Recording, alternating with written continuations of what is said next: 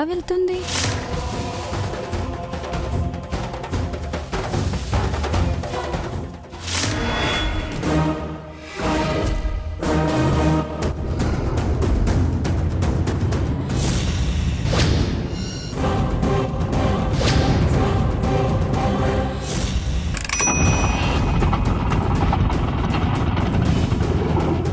ఎక్కడికి వెళ్తుంది?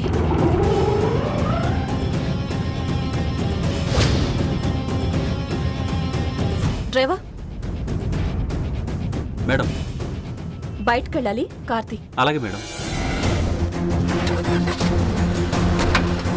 పోనీ.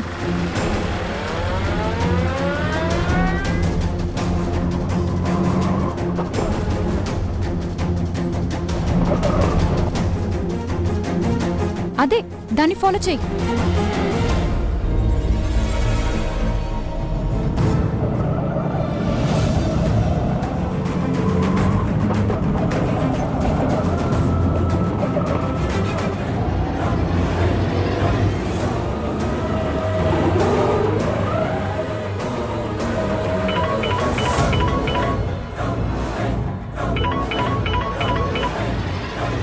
ఏంటే చెప్పు.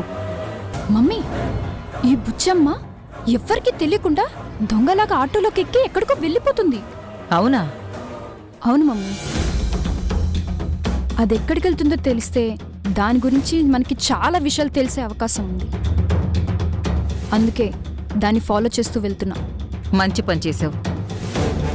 అది ఎక్కడికి వెళుతుందో, ఎవరిని కలుస్తుందో, ఏం చేస్తుందో అన్నీ వీడియో తీ. మరి చిన్నపిల్లకి చెప్పినట్టు చెప్తావేంటి? దాని సంగతి తెలుసుకోటాకే వెళ్తున్నా. ఆ మాత్రం తెలీదా నాకు? సర్లే, ఉంటా. ఆటో కనిపించట్లేదు మేడం. ఎటెళ్ళారో తెలియట్లేదు. డ్రైవర్, రైట్ పోనీ. లెఫ్ట్ సైడ్కి వెళ్తే లెఫ్ట్కే పోనీ.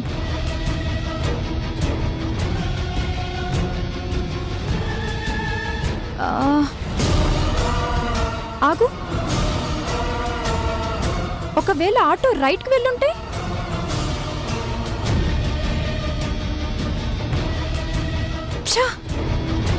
అర నిమిషంలో మిస్ అయిపోయింది.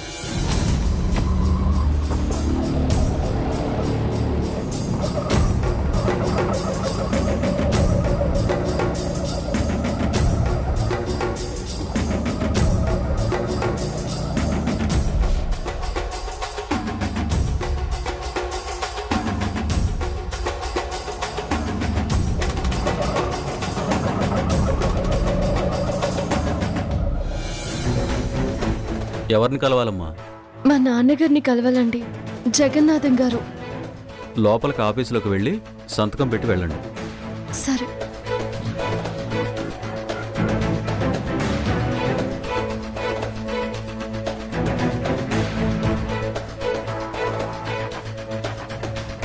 ఎవరిని కలవాలి? జగన్నాథం గారిని కలవాలండి. నువ్వు ఆయనకి ఏమవుతావు? ఆయన మా నాన్నగారండి. మీ పేరు? సరస్వతి.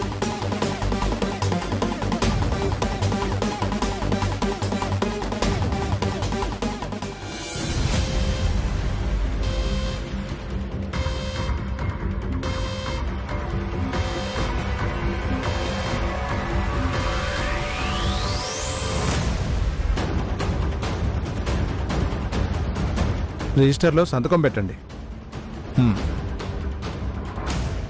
ఇక్కడ సంతకం పెట్టమ్మా. పెట్టమ్మా. నాకు సంతకం పెట్టడం రాదండి. ఓ, వేలుముద్ర.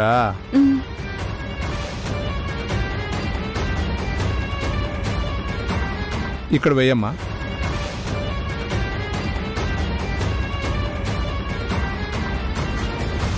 వెళ్ళమ్మా. అలా ముందుకెళ్ళి కుడి చేతి వైపు వెళితే అక్కడే ఉంటారు.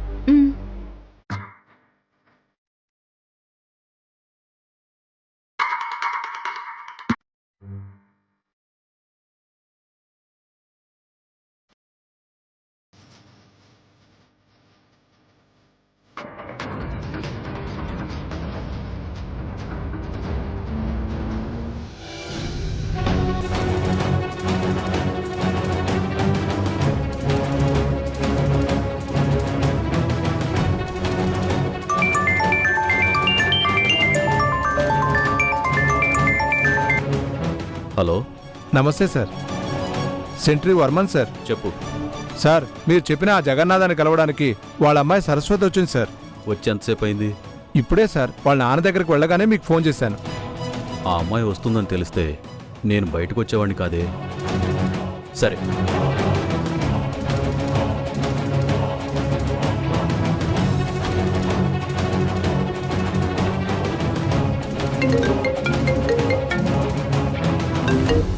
చెప్పండి జైలర్ గారు. మేడం, ఆ జగన్నాథాన్ని కలవడానికి వాళ్ళ కూతురు సరస్వతి జైలుకొచ్చింది. అవునా? ఇప్పుడే వచ్చింది మేడం. మీరు వెంటనే వస్తే ఆ సరస్వతిని మీరు కలవచ్చు. వెంటనే వస్తున్నాను. డ్రైవర్!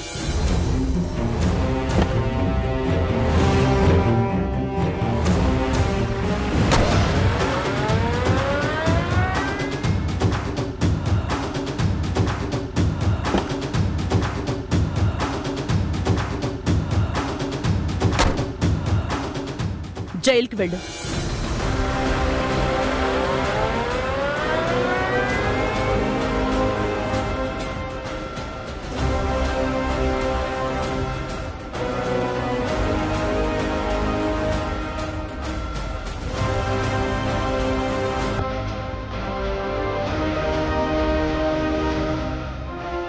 నాన్న,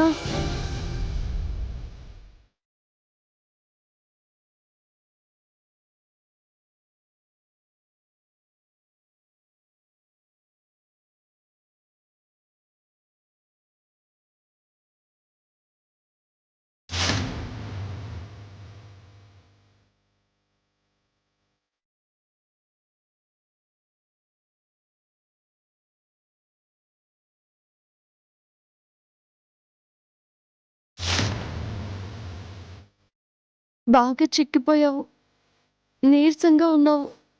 తిండం లేదా నాన్న? నువ్వు పెళ్లి చేసుకుని అత్తారింటికి వెళ్ళిపోయా. నేను చూస్తే జైల్లో ఉన్నా. చిన్ని ఒక్కతే ఎలా ఉందో ఏం చేస్తుందో అని బెంగగా ఉంది సరస్సు. కళ్ళు మూసినా తెరిచినా చిన్నియే గుర్తొస్తుంది. ఇక నా కడుపుకి అన్నం ఎలా సహిస్తుందమ్మా? బుద్ధిమాంద్యం ఉన్న పిల్ల నోరు తెరిచి ఎవరిని ఏది అడగలేదు, ఏమీ చెప్పలేదు. అదే గుర్తుకొస్తుంది. నువ్వు నన్ను వాగ్దేవమ్మ వాళ్ళ కుటుంబంలో వాళ్ళని ఎవరిని కలవద్దని చెప్పావు. అందుకే చిన్ని పెద్దయ్య గారి దగ్గర క్షేమంగా ఉందని నీకు చెప్పలేకపోతున్నాను. చెల్లి పెద్దయ్య దగ్గర క్షేమంగా ఉంది నాన్న. నన్ను కలవడానికి ప్రయత్నించొద్దని నువ్విక్కడికి రావద్దని చెప్పాను కదమ్మా. నువ్వు మళ్ళీ మళ్ళీ ఎందుకు వస్తున్నావు సరసు? నీకు చెల్లి గుర్తొస్తున్నట్టే మాకు నువ్వు గుర్తొస్తున్నావు నాన్న. నిన్ను చూడకుండా కలవకుండా ఎలా ఉండమంటావు? నీకొక విషయం చెప్దామని వచ్చాను నాన్న. ఏంటమ్మా? సాంబవమ్మ గారు నీకు శిక్ష పడేలా చేయడం కోసం నీకు వ్యతిరేకంగా మనూరి బోకరు అనంత్ చేత దొంగ సాక్ష్యం చెప్పించడానికి ప్రయత్నిస్తున్నారు నాన్న.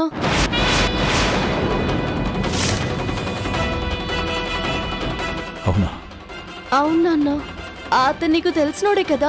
అతని ఇక్కడికి వస్తే తప్పుడు సాక్ష్యం చెప్పొద్దని చెప్పు.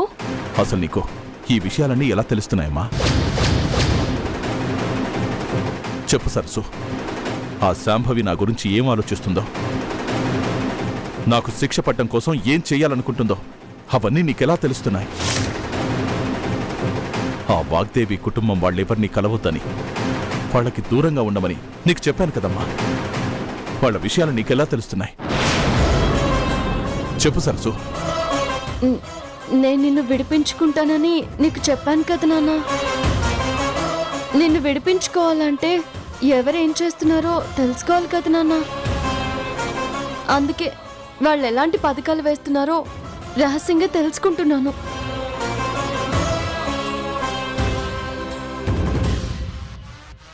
వాళ్ళు ఎలాంటి వాళ్ళో నీకు తెలియదు సరసు.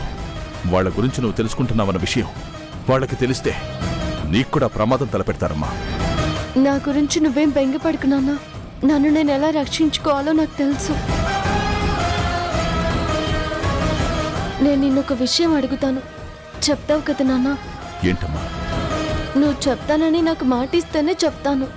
ఏ విషయం గురించమ్మా? మీరు నాకు ఒక బహుమతి ఇవ్వాలి. బహుమత? అవును నాన్న, మీరు నా పెళ్ళికి నాకు ఎలాంటి బహుమతి ఇవ్వలేదు కదా, అది ఇప్పుడు మీరు ఇవ్వాలి. ఇప్పుడా? అవును, ఇప్పుడే ఇవ్వాలి. నేను జైల్లో ఉన్నానమ్మా. ఈ పరిస్థితుల్లో నేను నీకేమి ఇవ్వగలనమ్మా? మీరు ఇవ్వగలరు, అందుకే అడుగుతున్నాను. ఇస్తానని నాకు మాట ఇవ్వండి నాన్న.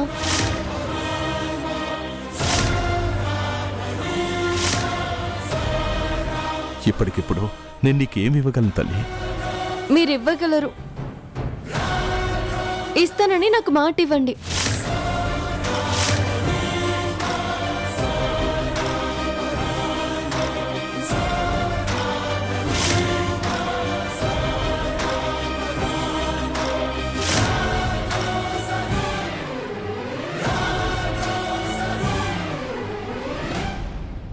నువ్వు మాట తప్పితే నేను చచ్చినంత తొట్టే నాన్న.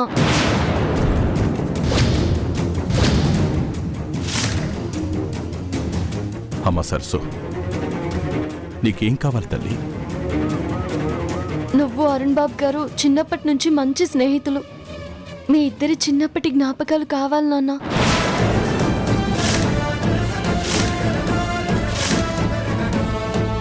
ఆ నీచుడి గురించి నన్నెందుకు అడుగుతున్నావమ్మా?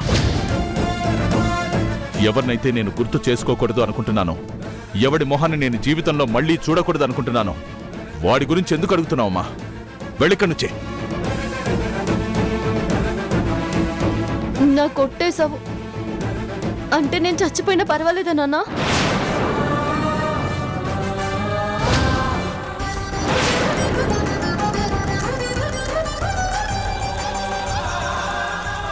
ఆ నమ్మక ద్రోహి గురించి ఇప్పుడెందుకు అడుగుతున్నావమ్మా? నీకు చెప్తానని నేను మాట ఇవ్వలేదు, నువ్వే చెప్తానని నాకు మాట ఇచ్చావు. నీ కూతురు ఎవరికి చెడు చేయదని, ఏం చేసినా ఒకరికి మంచి జరగడానికే చేస్తుందని నీకు నమ్మకం ఉంటే చెప్పు. చెప్పు నాన్న. రక్త సంబంధం కన్నా స్నేహబంధం చాలా విలువైనది, బలమైనది. మేమిద్దరం ప్రాణ స్నేహితులుగా ఉండేవాళ్ళం కాబట్టి మా ఇద్దరి మధ్య ఎన్నో మధుర జ్ఞాపకాలున్నాయి. తలుచుకున్నప్పుడల్లా ఆనందం కలిగించే ఆ తీపి జ్ఞాపకాలన్నిటినీ వాడి మీదున్న పగ మసగా బార్చేసింది.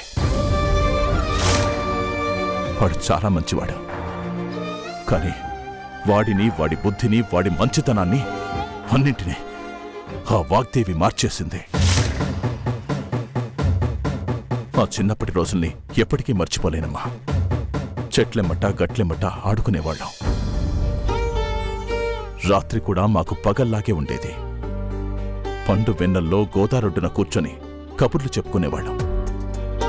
తడిస్కతో గుళ్ళు గోపురాలు కట్టుకుంటూ, ఒకరు కట్టిందాన్ని మరొకరు చెరిపేసుకుంటూ, పోట్లాడుకుంటూ ఆటలాడుకుంటూ ఉండేవాళ్ళం. ఒక్కోసారి తెల్లారిపోయిందన్న విషయం కూడా మాకు తెలిసేది కాదు. వాడికొక సైకిల్ ఉండేది. దాన్ని నాకు తప్ప ఇంకెవరికీ ఇచ్చేవాడు కాదు. వాణ్ణి కూర్చోబెట్టుకుని సైకిల్ తొక్కుతూ రోజు వాణ్ణి నేనే స్కూల్కు తీసుకెళ్లేవాణ్ణి. వాళ్ళు జమీందారులు కాబట్టి వాడింట్లో ప్రతిరోజు ఎన్నో రకాల పిండి వంటలు చేసేవాళ్ళమ్మా. అవన్నీ నాకు తీసుకొచ్చిచ్చేవాడు.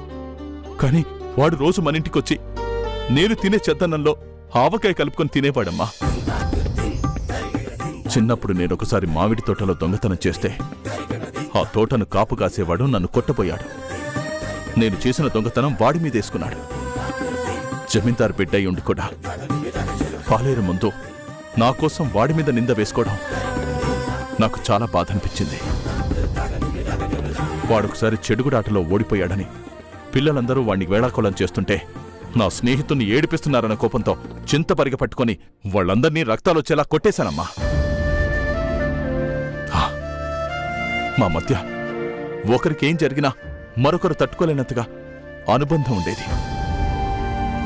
ఈత రాకున్నా ఒకసారి వాడు గోదాట్లో దూకేశాడు. వాణ్ణి రక్షించాలన్న ఆతృతలో నాక్కూడా ఈత రాదన్న విషయం మర్చిపోయి గోదాట్లో దూకి నేను వాణ్ణి కాపాడానమ్మా.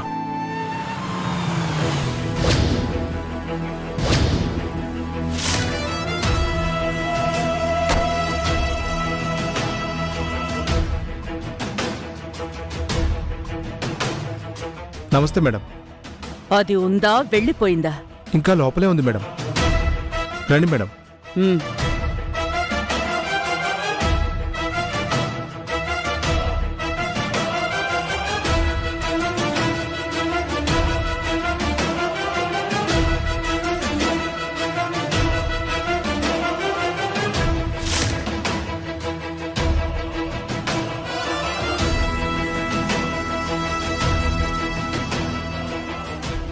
రిజిస్టర్ ఓపెన్ చేయండి.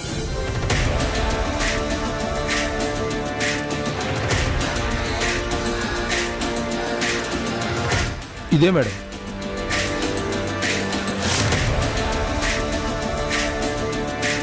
ఓహో, వేలి ముద్ర అన్నమాట. రండి.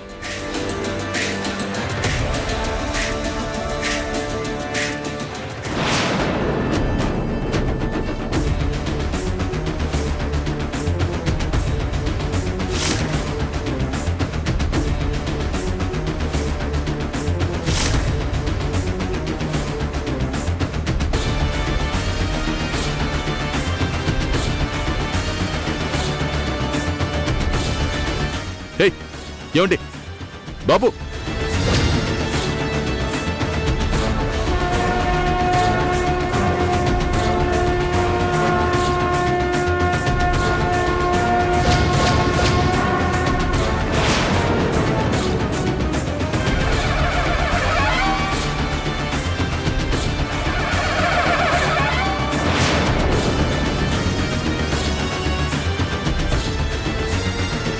ఇక్కడెవరూ లేరే? ఎక్కడ సరస్వతి? ఇక్కడ లేదంటే వెళ్ళిపోయినట్టుందమ్మా. అది వెళ్ళిపోయి ఉంటే బయటున్న మీరు చూసుండాలి కదా. అంటే ఎంట్రీ వేరే, ఎగ్జిట్ వేరు. ఎగ్జిట్ గేట్లోంచి వెళ్ళిపోయి ఉంటుంది.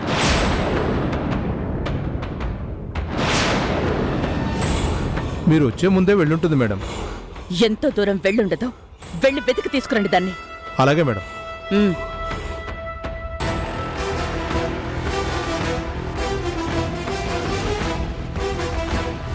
నీ కూతురు ఎక్కడా?